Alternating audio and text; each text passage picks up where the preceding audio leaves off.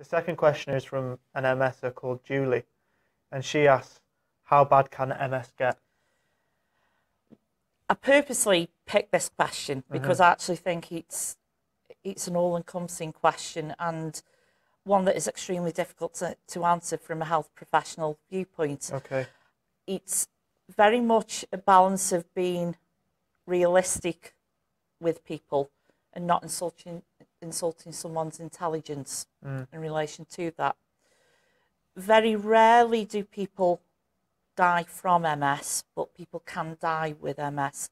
Having said that, as in any lifelong disease, you can get extreme variants of that. But for the vast majority of people, it isn't fatal. But it's a frightening thing. And I think one of the things, it is totally and utterly unpredictable.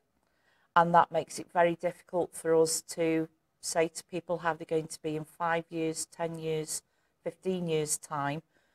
We can use our experience, you know, if we've worked in MS for a long time. There are research studies looking at what they call natural history of the disease, but it's very individualistic and it's difficult to know, you know, because unfortunately people don't just get MS, you can get other things. So it's putting all that into balance, and when you're newly diagnosed, trying to take all that in can be difficult. So that sounded like a difficult question to answer on two fronts. Number one, because it could be fatal. So that's within itself. And then number two, it sounded like it's difficult to track the individual journey that someone's about to go on. Yeah, I think coming back to the first bit, as I say, you know, you read all the papers and it's it's usually a rare variant of MS that only affects a very small percentage of people. That means there is an extremely rapid progress, and unfortunately people can die. And I don't want to scare people, but they can Google it and it's out there. But putting that into real world, that is very, very unusual. And people tend to live a long life, and it's often things of old age, other conditions that impact on the MS. So, but we've also got to remember we've got a lot more treatment options than what we've ever had with multiple sclerosis. And obviously the trend is to treating early.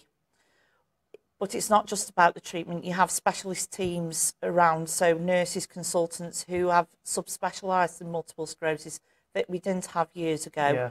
So it's actually the health promotion, the self-management.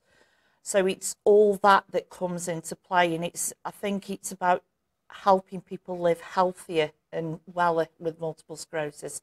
And I think that is a key component of our role. But it is unpredictable, and it's having the support mechanisms in place that so people are seeing if they're not as well, that we respond to them quickly. Yes, some things we can deal with over the phone, but it's looking at the relapses and the whole package and making sure that people are seen by the appropriate people at the appropriate time. Thanks, Karen. It sounds like those are in place.